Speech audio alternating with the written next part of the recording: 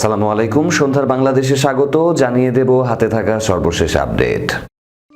মুন্সির প্রার্থিতা বাতিল, ব্যাংক ডাকাত ও ঋণ খেলাপিদের জন্য পরবর্তী বাংলাদেশ জাহান্নাম বানিয়ে দেব বললেন Hasnat Abdullah. X account hack, ইতর শ্রেণীর লোক এক্স অ্যাকাউন্ট হ্যাক করে কুরুচিপূর্ণ মন্তব্য করেছে। যারা মায়েদের সম্মান করে না তারা মিছিল শুরু করেছে বললেন জামায়াত আমির। জিয়াউর রহমান শেখ হাসিনাকে দেশে এনে রাজনীতি করার সুযোগ দিয়ে ভুল করেছেন বললেন আসিফ মাহমুদ সজীব ভুঁইয়া। শহীদ মামুনের বোনের মাটির ব্যাংক আর ডিম উপহার পেয়ে কাঁদলেন ফখরুল। নির্বাচনে ৫৫% বেশি ভোট পড়ার প্রত্যাশা পররাষ্ট্র উপদেষ্টার।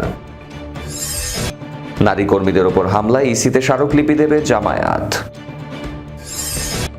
ত্রয়োদশ সংসদ নির্বাচনে বিকাশ নগদ রকেটে ১,০০০ টাকার বেশি লেনদেন করা যাবে না। নির্বাচনে আসছেন ৩৩০ আন্তর্জাতিক পর্যবেক্ষক।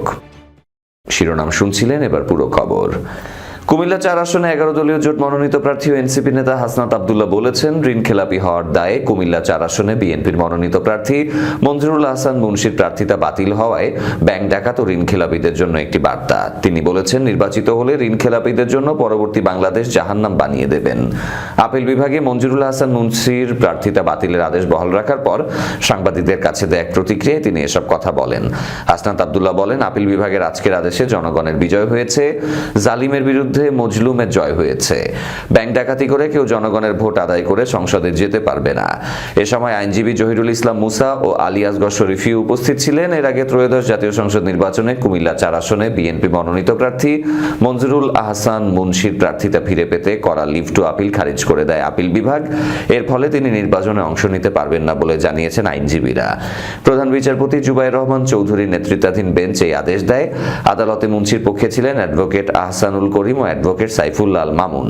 হাসনাত আব্দুল্লাহর পক্ষে ছিলেন অ্যাডভোকেট মোহাম্মদ হোসেন লিপু ও অ্যাডভোকেট জহিরুল ইসলাম মুসা। ঋণ খেলাপির অভিযোগ এনে মঞ্জুরুল আহসান মুন্সির মনোনয়নপত্র বাতিলের জন্য নির্বাচন কমিশন আবেদন করেন ওই আসনে জাতীয় নাগরিক পার্টির প্রার্থী হাসনাত আব্দুল্লাহ। গত ১৭ জানুয়ারি বিকেলে কুমিল্লা ৪ আসনে ঋণ খেলাপির অভিযোগে বাংলাদেশ জাতীয়তাবাদী দলের প্রার্থী মঞ্জুরুল আহসান মুন্সির মনোনয়নপত্র বাতিল ঘোষণা করে ইসি। প্রার্থিতা ফিরে পেতে এবং ইসি সিদ্ধান্তের বৈধতা চ্যালেঞ্জ করে তিনি হাইকোর্টে রিট করেছিলেন। গত ২১ জানুয়ারি হাইকোর্ট সেই রিট সরাসরি খারিজ করে দিলে তিনি আপিল বিভাগে আবেদন করেন। এক্স অ্যাকাউন্ট হ্যাক, ইতর শ্রেণী লোক এক্স অ্যাকাউন্ট হ্যাক করে কুরুচিপূর্ণ মন্তব্য করেছে। যা মায়েদের সম্মান করে না তারা মিছিল শুরু করেছে জামায়াত আমির। Micro blogging site X handle hack প্রসঙ্গ তুলে জামায়াত আমির ডাক্তার শফিকুর রহমান বলেছেন, যারা মায়েদের সম্মান করে না তারা মিছিল শুরু করেছে। শেরপুরের নির্বাচনী জনসভায় তিনি কথা বলেন। তিনি বলেন, আমরা এক্স অ্যাকাউন্ট হ্যাক করে মা বোনদের নিয়ে অত্যন্ত অরুচিকর কুরুচিকর মন্তব্য করা হয়েছে। একটা দল দেখলাম হই হই রই রই করে মিছিল শুরু করেছে। যারা মা বোনদের সম্মান করতে জানে না তারা এখন মিছিল শুরু করলো। এ কাজ কে করেছে? ঠাকুর ঘরে কেড়ে আমি তো কলা খাই না। মুখ লুকিয়ে বলছে আমি তো কলা খাই না, ওই কলা অর্ধেক খাওয়া অবস্থায় বলেছে। সাবধান করে দিচ্ছি, এতে আবার আপনি মা বোনদের অপমান করছেন। একেবারে ইতশ্রেণী না হলে এ কাজ কেউ করবে না। সমাবেশে নারীর উদ্দেশ্যে জামায়াত আমির বলেন, মায়ের গায়ে হাত দিলে বাংলাদেশ বিস্ফোরিত হবে। যারা নারীদের কাপড় খুলে নিতে চায় তারা মানুষ নয়, অমানুষ। জামায়াত নির্বাচিত হলে নারীদের ঘর চলাচল ও কর্মস্থল নিশ্চিত করা হবে। তরুণদের বিষয়ে তিনি বলেন, ক্ষমতা এলে বাংলাদেশের কোনো জেলা মেডিকেল থেকে বাদ পড়বে না। আগামীর বাংলাদেশে আমরা যুবকদের পাইলট বানিয়ে যাত্রী হয়ে যাব। যে পেশার যত ওজন বেতন ভাতা সেভাবেই উন্নীত করা হবে। তিনি বলেন, কোনো চাঁদা বাটপারের সাথে আমাদের সম্পর্ক থাকবে না। দলীয়ভাবে আমরা কোনো প্রতিশোধ নেব না, আইন কাউকে হাতে তুলে দেব না, মামলা বাণিজ্য করব না। আমাদের মামলায় দায়িত্বশীলতার পরিচয় দিয়েছি। নির্বাচন প্রসঙ্গে তিনি বলেন, নির্বাচন নিয়ে কেউ সন্ত্রাস করলে আইন শৃঙ্খলা বাহিনীকে জানিয়ে সমপরিমাণ জবাব দেবেন। শেরপুরে নিহত জামায়াত নেতা রেজাউল করিমের বিষয়ে জামায়াত আমির বলেন, আইন শৃঙ্খলা বাহিনীর উপস্থিতিতে মাওলানা রেজাউল করিমকে হত্যা করা হয়েছে। যারা হত্যা করেছে তা নতুন না। সমাবেশের আগে তিনি বিএনপি জামায়াত সংঘর্ষে নিহত জামায়াত নেতা রেজাউল করিমের কবর জিয়ারত করেন। জিয়াউর রহমান শেখ হাসিনাকে দেশে এনে রাজনীতি করার সুযোগ দিয়ে ভুল করেছেন আসিফ মাহমুদ সজীব ভুঁইয়া। চেয়ারম্যান তারেক রহমানকে উদ্দেশ্য করে বলেন, আমরা বিভিন্ন সভা সমাবেশ দেখেছি, আপনারা আওয়ামী লীগকে শেখ হাসিনাকে ফিরিয়ে আনার বিষয়ে পজিটিভ বক্তব্য দিচ্ছেন। আমরা জাতীয়তাবাদী নেতা হিসেবে জিয়াউর রহমানকে পছন্দ করি। তিনি বাংলাদেশকে মাথা উঁচু করে দাঁড় করাতে কাজ করছেন। কিন্তু তিনি একটা ভুল করেছেন, শেখ হাসিনাকে দেশে ফিরিয়ে এনে রাজনীতি করার জন্য পুনঃপ্রতিষ্ঠা করেছেন। দেশে বাকশাল প্রতিষ্ঠা করার পরও তিনি শেখ হাসিনাকে রাজনীতি করার সুযোগ করে দেয় তার খেসারত এই দেশের মানুষকে দিতে দিতে হয়েছে দীর্ঘ 40টি বছর এবং এর কষ্ট আমরা ভোগ করেছি। তিনি আরো বলেন, আমরা দেখেছি বেগম খালেদা জিয়াকে জীবনের শেষ সময় কষ্ট কাটিয়ে মৃত্যুবরণ করতে হয়েছে। আমরা এটাও দেখেছি 1/11 সময় আওয়ামী লীগের সাথে ষড়যন্ত্র করে তারেক রহমানকে নির্যাতন করে মেরুদণ্ড ভেঙে ফেলা হয়েছিল। আবারও ভুল করে যদি শেখ হাসিনা সজীব ওয়াজেদ জয়কে দেশে ফিরে এনে রাজনীতি করার সুযোগ করে দেয়া হয় তাহলে পরিণাম ভালো হবে না। বগুড়া 3 আসনের 11 দলীয় ঐক্যজোটের জামায়াত ইসলাম প্রার্থী নূর মোহাম্মদ আবু তাহের দাঁড়িপাল্লা মার্কায় ভোট চেয়ে বলেন, দাঁড়িপাল্লা মার্কায় ভোট দিলে পশ্চিম বগুড়ার আদমদীঘি দুপচাঁচিয়ায় উন্নয়ন বঞ্চিত এলাকায় সকল প্রকার উন্নয়ন করা হবে। আদমদীঘি উপজেলা জামায়াতের আমির হাফেজ আতায়ের সভাপতিত্বে সমাবেশে আরো বক্তব্য রাখেন বগুড়া 4 আসনের প্রার্থী মোস্তফা ফয়সাল পারভেজ, বগুড়া জেলা জামাতের আমির মাওলানা আব্দুল হক সরকার, রাকসুর ভিপি মোস্তাকুর রহমান জাহিদ, জোকসুর জিএস আব্দুল আলী মারিফ, আদমদীঘি উপজেলা জামায়াতের দুপচাঁচিয়া উপজেলা জামায়াতের আমির মাওলানা ওমর আলী, জাতীয় নাগরিক পার্টির ইজাজ আল ওয়াসি জিম প্রমুখ।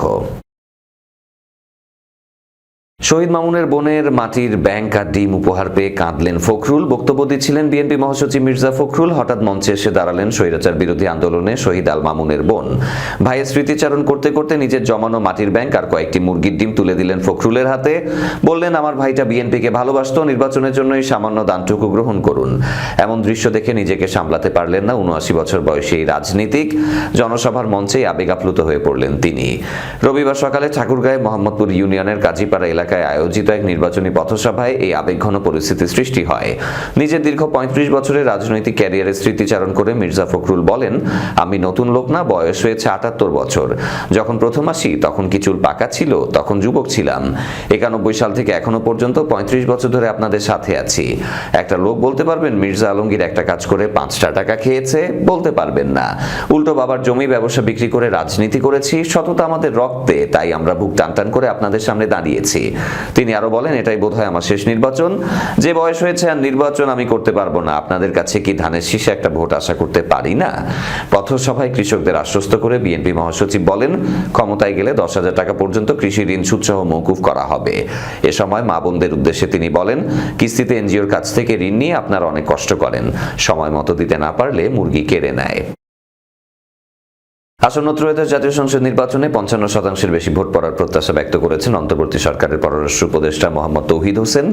রাজধানীর একটি হোটেলে ডিপ্লোম্যাটিক করেসপন্ডেন্টস অ্যাসোসিয়েশন বাংলাদেশ ডিক্যাবের নির্বাচন রিপোর্টিং বিষয়ক সাংবাদিক প্রশিক্ষণ কর্মশালার সমাপনী অনুষ্ঠানে এই প্রত্যাশা ব্যক্ত করেন তিনি।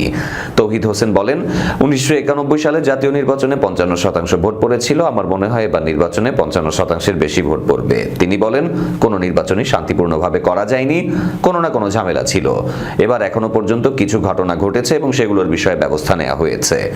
বিশ্বাসযোগ্য নির্বাচন করা গুরুত্বপূর্ণ। নির্বাচন শান্তিপূর্ণভাবে সম্পন্ন হবে, মানুষ তার ভোটাধিকার প্রয়োগ করতে পারবে। নির্বাচনকালীন সহিংসতা নিয়ে সরকারের পদক্ষেপ বিদেশিদের জানানো হয়েছে বলেও জানান পররাষ্ট্র উপদেষ্টা। হ্যাঁ ভোট নিয়ে এক প্রশ্নের জবাবে তৌহিদ হোসেন বলেন, হ্যাঁ ভোট নিয়ে অনেকের মধ্যে দ্বিধাদ্বন্দ্ব ছিল। জামায়াত এনসিপি আগেই হ্যাঁ ভোটের পক্ষে বলেছে, আর পরে বিএনপি চেয়ারম্যান হ্যাঁ ভোটের পক্ষে বলেছেন। তিনি বলেন, হ্যাঁ ভোটে মানুষ ভোট দেবে দলের কথা শুনে। এখানে বড় বড় দলগুলো যেহেতু হ্যাঁ ভোটের পক্ষে বলেছে, হ্যাঁ ভোট খুব সহজেই হবে বলে আমার মনে হয়। নির্বাচনের পর প্রধান উপদেষ্টার জাপান সফর নিয়ে পররাষ্ট্র মন্ত্রণালয়ের কাছে কোনো তথ্য নেই বলেও জানান উপদেষ্টাদের কূটনৈতিক পাসপোর্ট হস্তান্তর প্রসঙ্গে তৌহিদ হোসেন বলেন, কোন উপদেষ্টা সাধারণ পাসপোর্ট দ্রুত পেয়ে প্রয়োজনীয় ভিসা নেয়ার জন্য এরই মধ্যে কূটনৈতিক পাসপোর্ট হস্তান্তর করেছেন। তবে আমি এখনো পাসপোর্ট হস্তান্তর করিনি। ইউএনডিপির আবাসিক প্রতিনিধি স্টিভেন লিলার অনুষ্ঠানে বক্তব্য দেন। নারী কর্মীদের উপর হামলায় ইসিতে স্মারকলিপি দেবে জামায়াত। নির্বাচনী প্রচারণায় অংশ নেয় নারীদের উপর অব্যাহত সহিংসতা ও হামলার প্রতিবাদে প্রধান নির্বাচন কমিশনার বরাবর স্মারকলিপি দেবে বাংলাদেশ জামায়াতে ইসলামী। বিকেল 3টায় জামায়াতে ইসলামীর কেন্দ্রীয় মহিলা বিভাগের পক্ষ থেকে এই স্মারকলিপি দেয়া হবে বলে সংবাদ বিজ্ঞপ্তিতে জানিয়েছে দলটি। এতে বলা হয়েছে, দেশের বিভিন্ন স্থানে জামায়াতে ইসলামী সহ 11 দলীয় নির্বাচনী ঐক্যের পক্ষে প্রচারণায় অংশগ্রহণকারী নারীরা বর্বরোচিত হামলা ও সহিংসতার শিকার হচ্ছেন। এই ধরনের হামলার মাধ্যমে নারীদের গণতান্ত্রিক অধিকার হরণ করা হচ্ছে বলে অভিযোগ করেছে সংগঠনটি। স্মারকলিপিতে এসব হামলার সুষ্ঠু তদন্ত, দোষীদের বিরুদ্ধে আইনি ব্যবস্থা এবং প্রচারণার নিরাপদ পরিবেশ নিশ্চিত করতে নির্বাচন কমিশনের কাছে কার্যকর ও প্রতিরোধমূলক ব্যবস্থা গ্রহণের দাবি জানানো হবে। আসন্ন জাতীয় সংসদ নির্বাচন সামনে রেখে মোবাইল ব্যাংকিং সেবা ও ইন্টারনেট ব্যাংকিং এ কিছু লেনদেন সাময়িকভাবে সীমিত করার সিদ্ধান্ত নেওয়া হয়েছে। এ সময় বিকাশ, রকেট নগদ সহ এমএফএস এ একজন গ্রাহক দিনে সর্বোচ্চ 10,000 টাকা লেনদেন করতে পারবেন। প্রতিটি লেনদেনের সীমা হবে সর্বোচ্চ 1,000 টাকা। বাংলাদেশ ব্যাংকের দায়িত্বশীল সূত্র জানায় 8 থেকে 13 ফেব্রুয়ারি পর্যন্ত এই সীমা কার্যকর থাকবে। একই সময় ব্যাংকের অ্যাপস ও ইন্টারনেট ব্যাংকিং ব্যবহার করে ব্যক্তি থেকে ব্যক্তি টাকা স্থানান্তরে সাময়িকভাবে বন্ধ রাখার প্রস্তুতি নেওয়া হচ্ছে। সূত্র জানায় নির্বাচনে ভোটারদের প্রভাবিত করতে অর্থের অপব্যবহার ঠেকাতে নির্বাচন কমিশনের চাহিদার পরিপ্রেক্ষিতে Bangladesh financial intelligence unit BFIU প্রস্তাবনা দিয়েছে।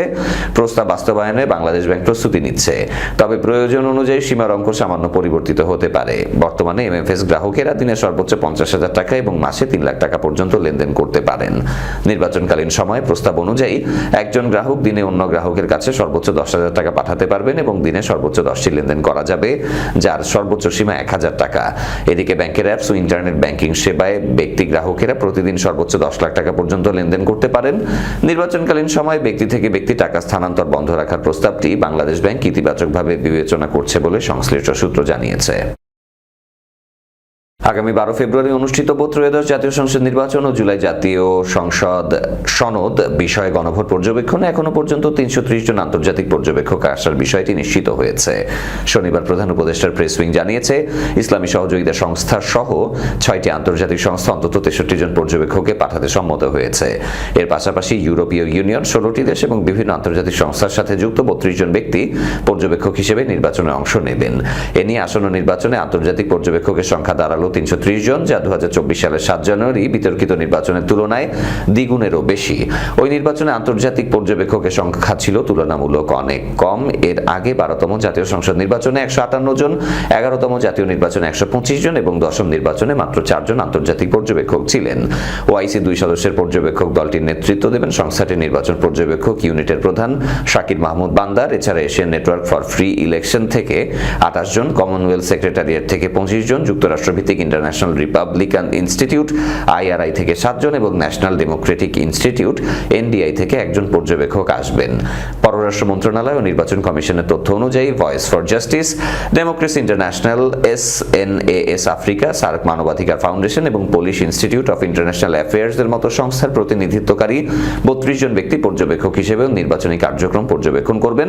আন্তর্জাতিক পর্যবেক্ষকদের সফর সমন্বয় দায়িত্বে থাকা সিনিয়র সচিব ও এসডিজি সমন্বয়ক লামিয়া মোর্শেদ বলেন, আমরা আশা করছি আন্তর্জাতিক পর্যবেক্ষকের সংখ্যা আরো বাড়বে।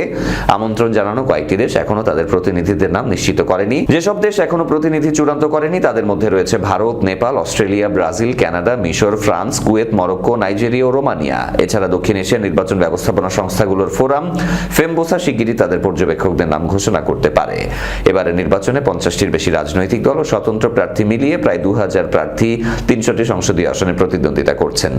জাতীয় সংসদ নির্বাচনের পাশাপাশি একই দিনে অনুষ্ঠিত হবে জুলাই জাতীয় সনদ নিয়ে গণভোট। এরই সাথে শেষ করব সন্ধ্যার বাংলাদেশ। তার আগে শিরোনামগুলো আরো একবার। মুন্সির প্রার্থিতা বাতিল, ব্যাংক ডাকাত ও ঋণ খেলাপিদের জন্য পরবর্তী বাংলাদেশ জাহান্নাম বানিয়ে দেব বললেন Hasnat Abdullah. X account hack, ইতর শ্রেণীর লোক এক্স অ্যাকাউন্ট হ্যাক করে কুরুচিপূর্ণ মন্তব্য করেছে। যারা মায়েদের সম্মান করে না তারা মিছিল শুরু করেছে বললেন জামায়াত আমির।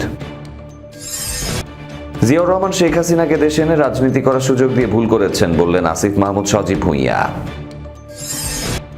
শহীদ মামুনের বোনের মাটির ব্যাংক আর ডিম উপহার পেয়ে কাঁদলেন ফখরুল। নির্বাচনে 55% বেশি ভোট পড়ার প্রত্যাশা পররাষ্ট্র উপদেষ্টার। নারী কর্মীদের ওপর হামলায় ইসিতে স্মারকলিপি দেবে জামায়াত। ত্রয়োদশ সংসদ নির্বাচনে বিকাশ, নগদ, রকেটে 1000 টাকার বেশি লেনদেন করা যাবে না। নির্বাচনে আসছেন 330 আন্তর্জাতিক পর্যবেক্ষক। এই ছিল আজকে সন্ধ্যার বাংলাদেশে। ধন্যবাদ সাথে থাকার জন্য। আল্লাহ হাফেজ।